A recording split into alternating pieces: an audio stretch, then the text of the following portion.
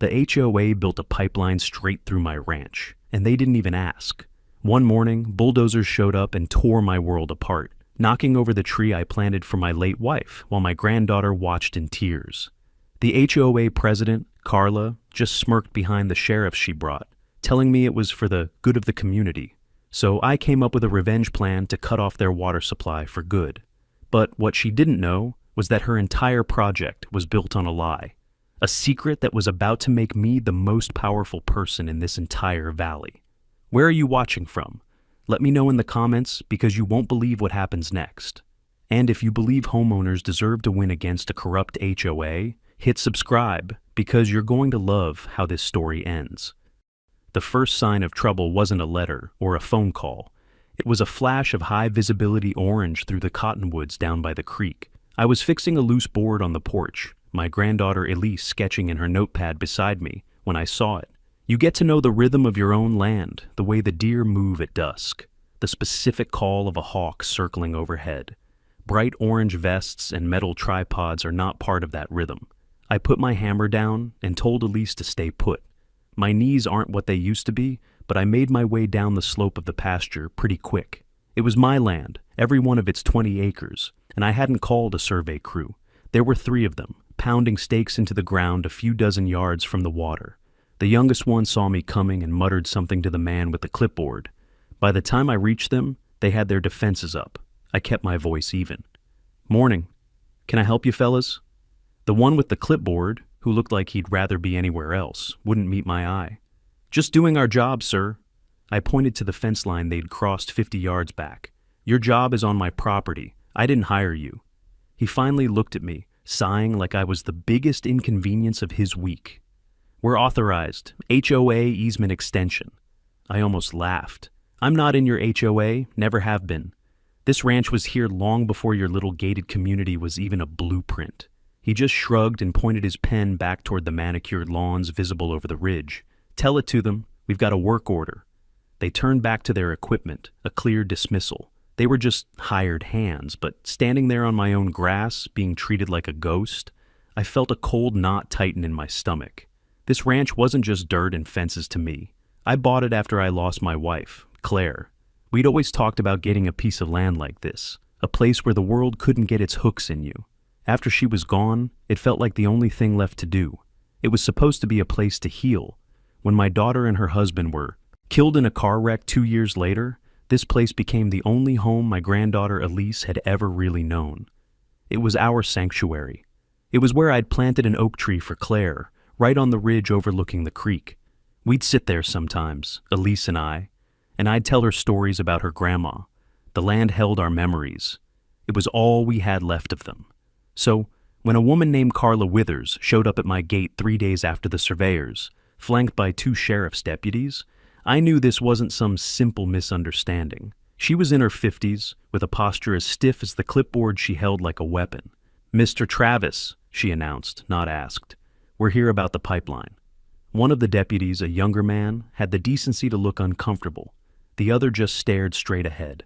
Carla did all the talking, waving a sheaf of papers. "The community board has approved the water pipeline. The easement is legally sound. Construction will begin next week." I told her the same thing I told the surveyors. "This is private property. You have no easement here." She gave me a thin, condescending smile. "We found a loophole in the original county filings from the 70s. Our lawyers assure us it's perfectly legal. The pipeline is going in, whether you like it or not." I spent the next few days burning through my savings calling every property lawyer in the county. Most didn't even call back.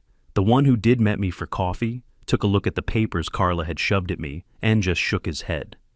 "I'm sorry, Mr. Travis," he said, sliding the documents back across the table. "She's not wrong. They found a nasty little bit of archaic public utility language that no one's used in 50 years. It's a long shot, but it would cost you a fortune to fight it in court, and you'd probably lose." He looked me in the eye. "They know that. That's why they're doing it this way. Hope is a funny thing. You don't realize how much you're holding on to it until it's gone." I walked out of that coffee shop feeling hollowed out. They had all the power, all the money, and a loophole in the law. I had nothing but the deed to a piece of land they were about to tear in half. The bulldozers arrived at dawn the following Monday. The sound was what woke me. a deep, earth-shaking rumble that was completely alien. I stood on the porch, a cold mug of coffee in my hand, and watched them roll across my pasture. The green grass, still wet with dew, peeled back like a raw wound. Elise came and stood beside me, her small hand gripping mine. She didn't say a word. Her silence was worse than crying. They were methodical, efficient. The blade of the lead bulldozer dropped, and it began its slow, relentless march toward the creek. It was headed straight for the ridge, straight for Claire's Oak. I wanted to scream, to run out there, to stand in front of the machine. But what would that have done? Get me arrested while they kept on digging? So I just stood there, frozen, as the steel blade slammed into the trunk. The tree resisted for a moment. Then, with a splintering crack that I felt in my own bones, it shuddered and fell. My wife's memorial, gone in an instant. My granddaughter let out a small sob and buried her face in my side. I just held her tight, watching the machine grind over the stump and keep moving. A quiet devastation settled over me. They weren't just taking my land, they were taking my past. I led Elise back inside, closed the door on the sound, and felt something inside me shift. The grief didn't go away, but something else rose up to meet it. Something cold and hard and patient. I walked to the front gate and watched the churning mess they were making of my life. If they were going to take what was mine, I'd just have to take something back. My first plan wasn't revenge, it was reason. I figured if I could just talk to these people, face to face, maybe I could make them understand. The HOA held its monthly board meeting in a sterile community clubhouse that smelled of chlorine and air freshener. I wasn't a member, but the meetings were technically open to residents of the county if they registered as guests. So I put on a clean shirt, tucked my property deeds into a folder, and walked into the lion's den. The room was mostly empty, just a few bored-looking homeowners scattered in the chairs. At the front, behind a long folding table, sat Carla Withers and 4 other board members. She was in her element here, tapping her pen on a stack of papers, radiating an aura of self-importance. When it was my turn to speak, I stood up and walked to the little podium they had. I kept my voice steady, laying out the facts. I explained that the ranch had been in my family's name, clear of any HOA entanglements for decades. I talked about the well and the spring that fed the creek, how it was a delicate system I used for my livestock, my small vegetable garden, and the fire pond that was essential during the dry season. I tried to make them see the land as something living, not just an obstacle to build on. Carla let me speak for about 2 minutes before she held up her hand, stopping me mid-sentence. "Thank you for your comments, Mr. Travis," she said, her voice dripping with fake politeness. Then she reached into a briefcase and pulled out a document. A man in a cheap suit sitting next to her stood up and walked it over to me. "We anticipated you might have some lingering concerns," she continued, a smirk playing on her lips.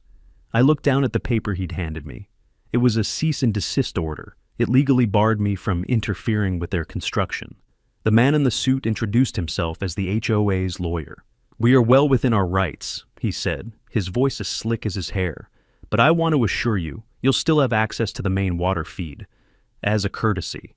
A courtesy. On my own land." He said the word like he was granting me a favor from the king. The room was silent. The other board members just stared at their notes. The lawyer went on, talking about community benefits and rising property values. But I wasn't listening anymore. I just stood there, holding that piece of paper, feeling the heat rise in my face. They hadn't come to listen. They'd come to shut me down. Hope crushed. That was the end of that. I walked out of the clubhouse into the evening air, my hands shaking slightly. A man who'd been sitting in the back of the meeting caught up to me in the parking lot. He was older, maybe my age, with deep lines of worry on his face. "Don't let her get to you," he said in a low voice, glancing back toward the building. "She does this to everyone." He told me his name was Mike. He'd lived here for 20 years. The HOA had fined him $600 last month because his trash cans were visible from the street for 2 hours too long. Another neighbor got a lien put on their house for planting a rose bush that wasn't on the approved list of flora. They were all frustrated, he said, but they were scared. Carla ran the board with an iron fist, using fines and legal threats to keep everyone in line. "That pipeline is her pet project," Mike whispered, looking around again. "Her brother owns the contracting company that got the bid. Funny how that works, isn't it?" He said she was getting kickbacks, using community funds to push through a project that primarily benefited her own family's business. She'd manipulated the contracts, hiding the details in fine print no one ever read. That's when a detail from the papers they had given me clicked in my mind. On the survey map, the route they'd planned seemed inefficient. It cut across the worst part of my pasture, a rocky, difficult patch of ground. Why not follow the flatter, easier path closer to the main road? No one was listening inside, but my engineer's brain was starting to whir. Something was off. Something didn't add up. I thanked Mike and drove home. For the next few days, I watched the trench grow, a deep, muddy scar snaking across my land. It filled with murky water after a brief rain, a grim canal cutting me off from my own memories. Every time I looked at it, the anger and helplessness churned inside me. One afternoon, I couldn't stand it anymore. I walked out past my broken fence, my boots sinking into the soft, excavated dirt piled up beside the trench. I needed to see where it ended. I just started walking, following the path of destruction. The trench ran straight and true for a few hundred yards, then took a sharp, almost 90-degree turn, heading directly toward the oldest part of the spring system. It was a crude and ugly thing, but it was leading me somewhere. The survey map they'd shown me was wrong. It wasn't just inefficient, it was deliberately misleading. It showed the pipeline tapping into the main, creek flow, a source that was, according to their loophole, vaguely covered under public domain. But that's not where the water in this trench was coming from. I could hear it now, a faint but steady gurgle. I followed the sound past the end of their dig site, pushing through some overgrown brush. And there it was, the real source. It wasn't the main creek at all. They had tapped into a smaller secondary spring, the original spring head, the one that fed everything else downstream, a source that was located entirely on my neighbor's land, a forgotten plot upstream that belonged to an old man who had passed away years ago. I stood there, watching the clear, clean water bubbling up from the earth before being diverted into their ugly ditch.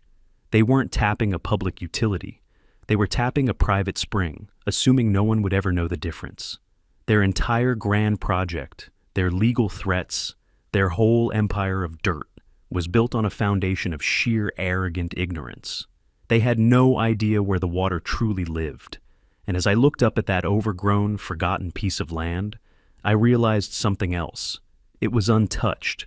It was for sale, and I knew exactly what I had to do. The first phone call I made was to George Lindell.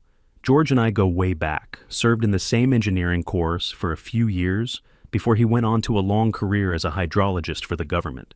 He's a man who's more comfortable with topographical maps than with people, but if you want to know where water is, where it's been, and where it's going, there's no one better. He listened quietly on the phone as I explained what I'd found, his only comment a low grunt of interest. He came over the next morning and we walked the fence line, not toward the HOA's muddy trench, but upstream, onto the overgrown property next door. It was a tangle of weeds and fallen branches, the old cottage barely visible through the brush. We followed the sound of the water, and when we found the spring, it was like stepping into a hidden cathedral. A perfect circle of clear water bubbled up from between smooth stones, surrounded by ferns. It was the heart of the entire water system for this valley. George knelt down, dipping his hand in the water. He didn't need any fancy equipment. He looked at the flow, at the angle of the land, at the way the earth was shaped around it. After a few minutes of silent observation, he stood up and brushed the dirt from his knees. "Well, Jack," he said, his voice calm, but with a hard edge to it. "Congratulations, you've found the scene of the crime." He explained it in terms so simple a child could understand. The HOA's maps were technically correct, but deliberately incomplete. They showed their pipeline drawing from the creek on my land, which their legal loophole gave them a flimsy claim to. But the creek itself was just a symptom. This spring was the cause. "They built a straw to drink your milkshake," George said, pointing, "but they stuck it in your neighbor's glass, thinking no one was home. Carla's whole plan was built on arrogance. She assumed I was just some old rancher who wouldn't know the difference. She assumed no one would ever walk a few hundred yards upstream to check her work." Back at my kitchen table, a plan began to form. It was a wild, desperate long shot, but it was all I had. I pulled up the county tax records on my old desktop computer. The upstream property, the one with the true spring, was listed under the name of an Arthur Miller, deceased. The property taxes hadn't been paid in 3 years. It was in foreclosure, set to be sold at an online county auction in 2 weeks. The starting bid was low, just what was owed in back taxes and fees. It was a bargain for 10 acres of land and a dilapidated house, but to me, it was a fortune. It was almost every penny I had left in the world. As I sat there, staring at the screen, I watched the HOA's construction crew from my window. They weren't connecting the final pipes yet. They were just running tests, flushing the system. I'd seen this before in my engineering days. They were rushing, cutting corners to get the water flowing, to prove their project was a success before all the final permits were signed off. Their haste was my window of opportunity. They were building a house on sand, and I was about to buy the beach. The next week was a blur of quiet, frantic activity. I went to the bank and liquidated the savings bonds Claire and I had bought when we were first married. I sold my old restored tractor to a collector in the next town over, the one I'd always planned on teaching Elise to drive. It felt like selling a piece of my own history, but it had to be done. I called my contact at the Veterans Association and started the paperwork to pull from my service savings. Each transaction was a gut punch, another piece of my safety net being cut away. One evening, Elise found me sitting in the dark, the glow of the auction website illuminating my face. She didn't have to ask what I was doing. She's a smart kid. She knew we were in trouble. "Grandpa," she said, her voice small, "are you scared?" I looked at her big worried eyes, and knew I couldn't lie. "Yeah, I am," I admitted. "But I'm more scared of what happens if I do nothing. If I don't stand up for this place now, what am I teaching you?" She just nodded and squeezed my arm. There was one last piece to the puzzle. I called Mike, the neighbor from the HOA meeting. I told him a part of the plan, not all of it, but enough.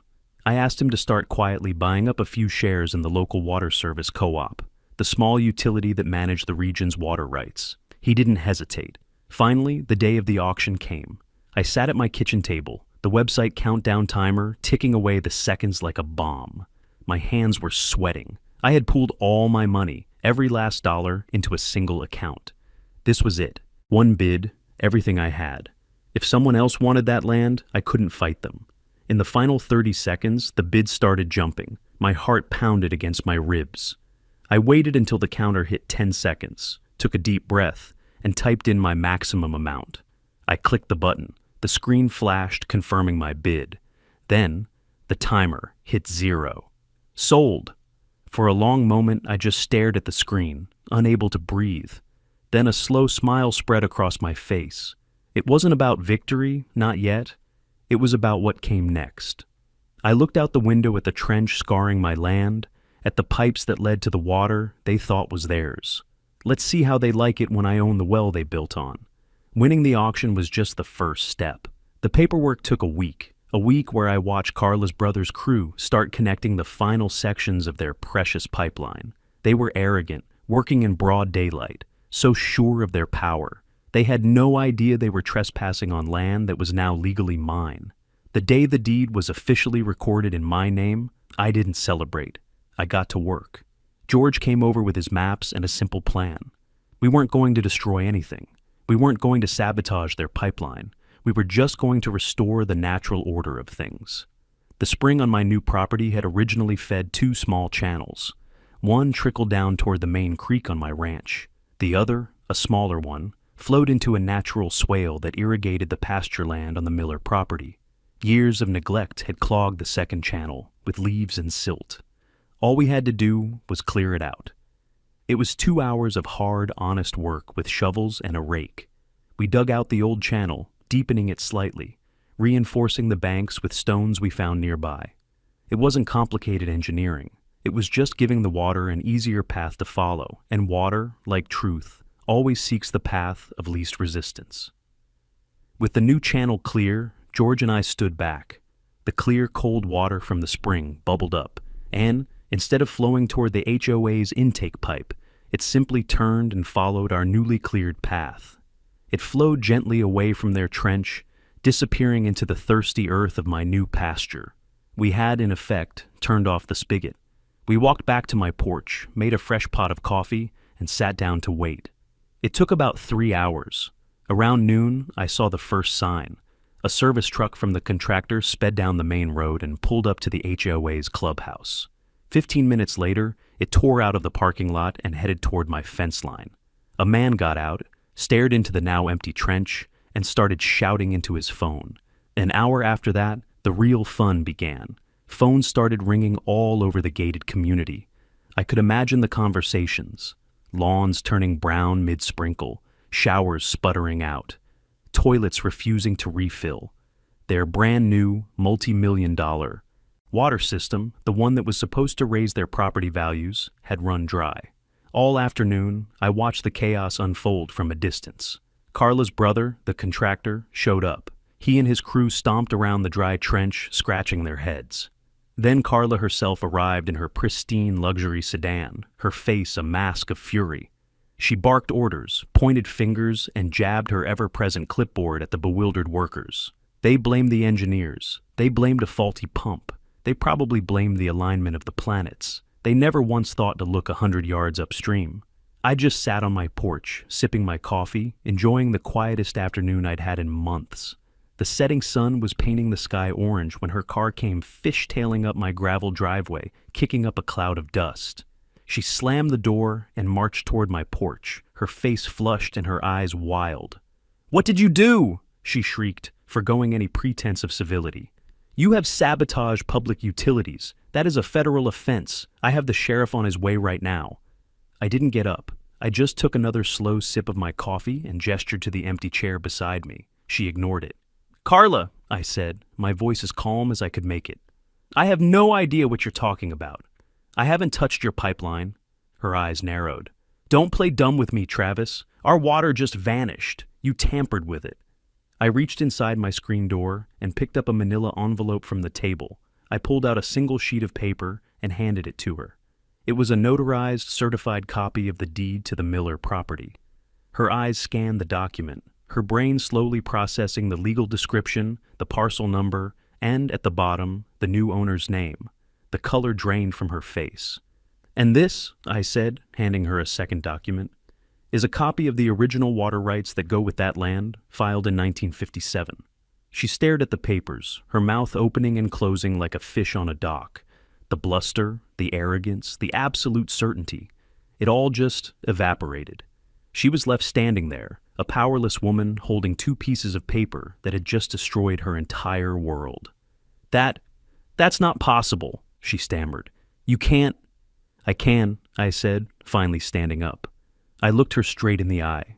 "And I did. I didn't tamper with your pipeline, Carla. I just protected my private property. The water you were stealing, it's mine now." She sputtered for a few more seconds before her phone rang. I could hear the tinny, panicked voice of the HOA president on the other end.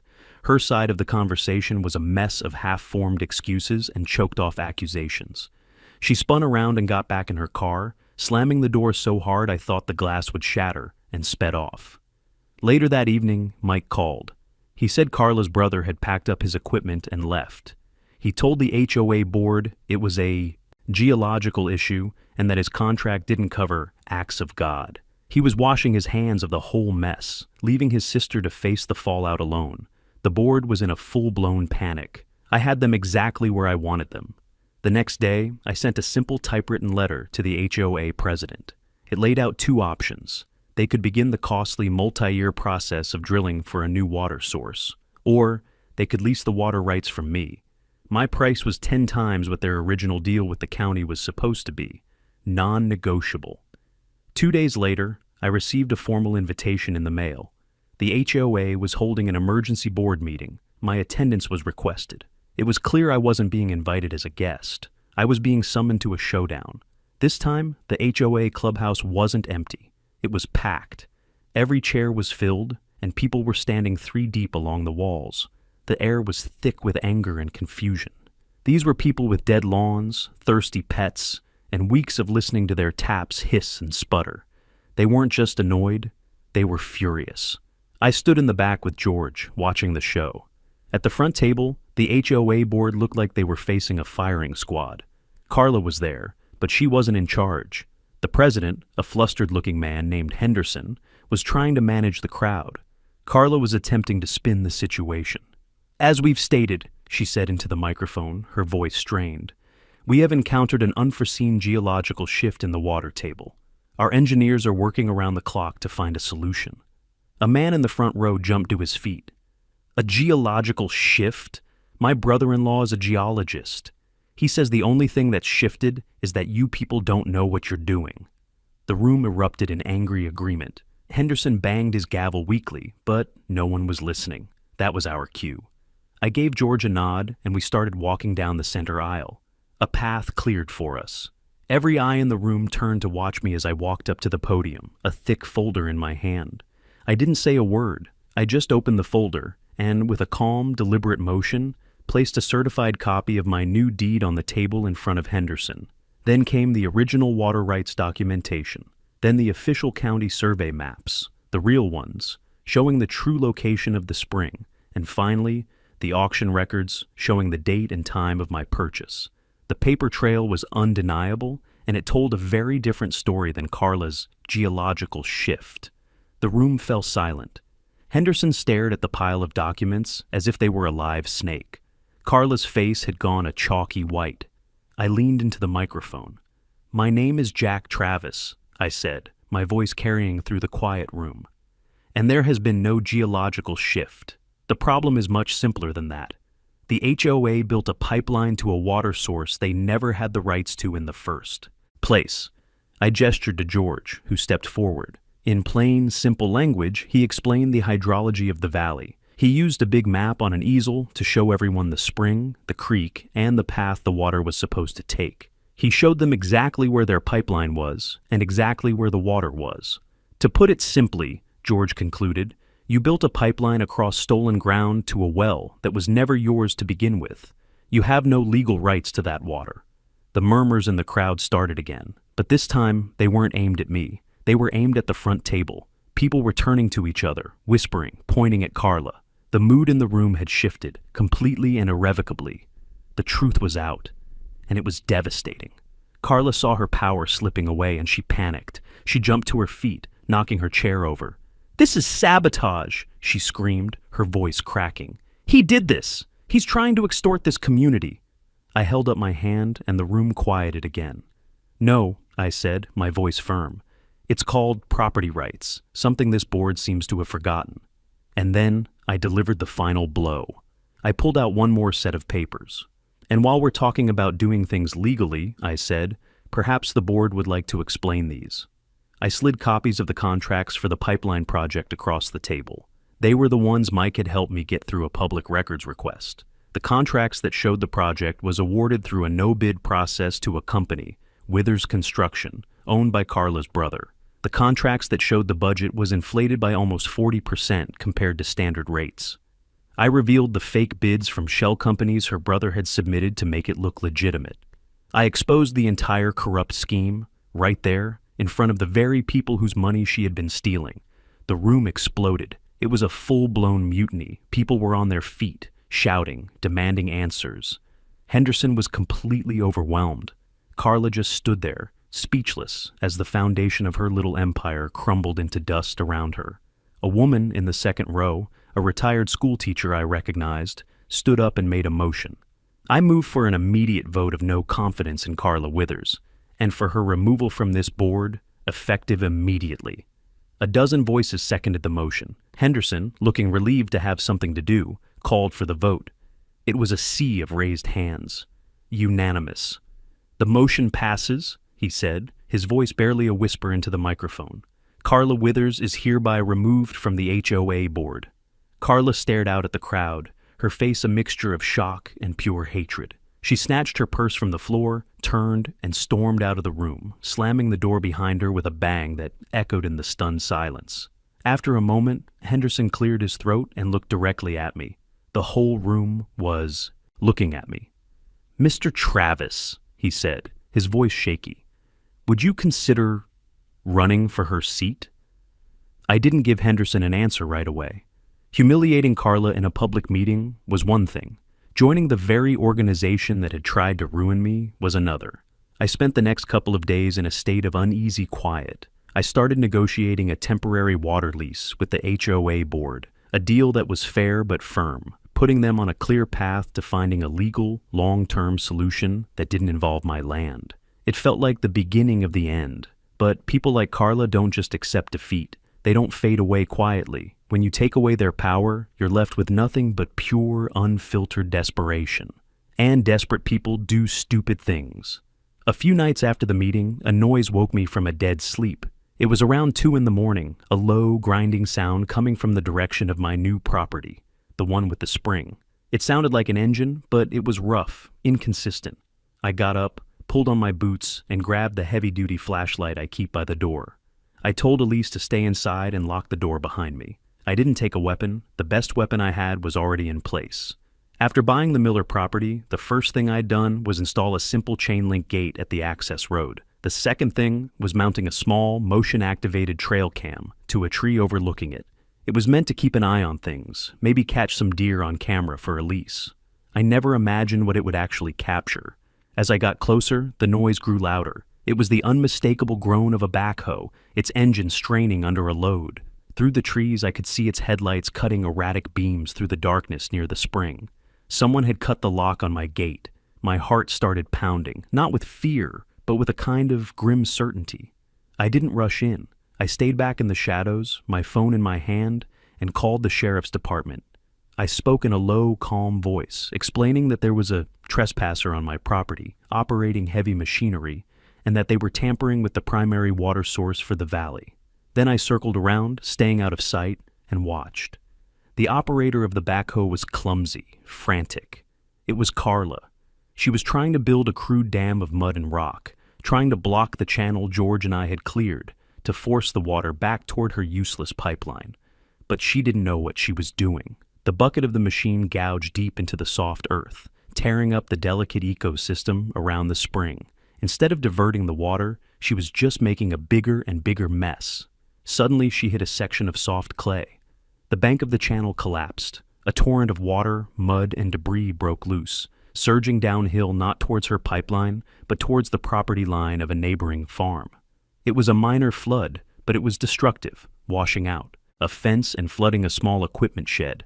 I had it all on video. The flashing blue and red lights of the patrol car appeared at the end of the access road, just as Carla managed to get the backhoe stuck in the mud she'd created. I met the deputy at the gate. It was the same younger one who had flanked Carla when she first came to my ranch, Officer Lentz. He looked tired and profoundly annoyed. "Dispatch said something about tampering with a water source?" he asked. I just pointed toward the sound of the sputtering engine. "She's right over there." We walked up to the scene. Carla was climbing down from the cab of the backhoe, covered in mud, her hair a wreck. When she saw me and the deputy, she immediately launched into a performance. "Thank God you're here, officer," she cried, pointing a shaky mud-caked finger at me. "He provoked me. He's trying to ruin everything. I was just trying to fix the water problem he created." Lentz looked from her to the muddy disaster zone to me. He just looked weary. This was no longer a case of paperwork and civic disputes. This was a crazy woman with a backhoe in the middle of the night. His lazy deference to authority had finally hit a wall. I didn't say a word. I just took out my phone, unlocked it, and showed him the video from the trail cam. It showed a clear, time-stamped image of Carla's car arriving. It showed her cutting the lock on my gate with a pair of bolt cutters. And then it showed the last 15 minutes of her inept, destructive rampage with the backhoe. There was no sound, but none was needed. The pictures told the whole story. Lentz watched the entire video without expression. When it was over, he sighed the sigh of a man who knew his night was about to get a lot longer. He looked at Carla. "Ma'am, please put your hands behind your back." Carla's face crumpled. The act, the lies, the bluster, it all fell away. "You can't be serious," she shrieked. "He's the criminal here." "Ma'am," Lentz said, his voice flat and final, "I have you on video committing breaking and entering, trespassing, destruction of private property, and illegal tampering with a waterway. Right now, the criminal here is you." As he clicked the cuffs into place, the local news van I'd called on my way over pulled up behind the patrol car. A reporter and a cameraman came jogging up the path, their camera light flipping on, bathing the whole pathetic scene in the harsh, unforgiving light. Carla, in handcuffs, turned toward the cameras, her face contorted in a mask of rage. "He's ruining everything!" she screamed at the reporter. I stepped into the edge of the light, close enough for the microphone to pick up my voice. "Not everything," I said, my voice steady and clear. "Just the part you never earned." 6 months have passed since the night Carla traded her clipboard for a pair of handcuffs. The deep, muddy trench that scarred my pasture is gone now, filled in and seeded over. You can still see a slight depression if you know where to look, a faint reminder of the battle that was fought here, but the grass is growing thick and green again. I planted a new oak sapling on the ridge for Claire, not far from where the old one stood. It's small, just a whip of a tree for now, but it's strong, and it's taken root. The ranch is quiet again. It's the kind of deep, peaceful quiet that lets you hear the rustle of leaves in the wind and the gentle murmur of the creek. It's the sound of a place that's finally been allowed to heal. Things have changed in the valley, and not just on my land. I ended up taking Henderson up on his offer. I accepted the seat on the HOA board, but on one condition, that they also appoint George Lindell to advise on all technical matters. They agreed without a second of hesitation. The old board, the one that rubber-stamped Carla's every whim, was dissolved. We held new elections. The new board is made up of me, George, and 2 of the homeowners who had been most vocal at that emergency meeting, including Mike. Our first official act was to draft and pass a new bylaw. It states that any future utility expansion or major infrastructure project requires a 2/3 majority vote from every single homeowner. No more loopholes, no more backroom deals. The power is back where it belongs, with the people who actually live here. We finalized a formal water rights lease with the HOA, a simple, fair agreement that guarantees them a stable water supply at a reasonable price, while legally cementing my ownership and control over the source. The gate to the spring now has a new, heavy-duty lock, and the land around it is designated as a protected nature preserve. We gave it a name. At a small, quiet ceremony with just me, Elise, and George, we put up a small, hand-carved wooden sign. It reads, "Claire's Well." The best part of all this isn't the legal victory. It's watching Elise. The fear that had settled in her eyes for months is gone. She spends her afternoons down by the creek again, her sketchbook filled with drawings of dragonflies and the new oak tree. She smiles now, a real, genuine smile that reaches her eyes. The other day, we were walking the fence line, checking for breaks, and she just stopped and looked out over the pasture. "It feels like home again, Grandpa," she said, and she was right. The community, once divided and intimidated, has started to come together. People who used to just nod politely from their cars now stop to talk. Mike came over last weekend with his son, and the 3 of us spent all Saturday putting up new fencing along my northern pasture. The woman who called for the vote against Carla brought over an apple pie last week, said it was the first time she'd felt like baking in years. A wall of fear has come down, and in its place, a real neighborhood is starting to grow. As for Carla, her last desperate act was her final undoing. The criminal charges stuck: trespassing, felony destruction of property, illegal tampering with a waterway. But that was only the beginning. Once the new board took over and opened the books, we discovered the true extent of her fraud. The HOA, representing the very people she used to bully, filed a massive civil lawsuit against her and her brother's now bankrupt construction company for restitution. She had to sell her big house to pay for the lawyers. Her brother moved out of state. Nobody visits her. No one speaks her name. She became a ghost in the community she once ruled with an iron fist. Her reign of petty tyranny is over, not with a bang, but with the slow, crushing weight of consequence. Last night, I stood on my porch, watching the last light of day fade behind the hills. The air was cool and clean. I wasn't just looking at 20 acres of land. I was looking at a promise I'd kept, to my wife's memory, to my granddaughter's future, and to myself. It was never just about a pipeline or a legal document. It was about a line someone tried to draw across my life, and the decision I made to not let them. I didn't just protect my land, I reminded them all who it belonged to.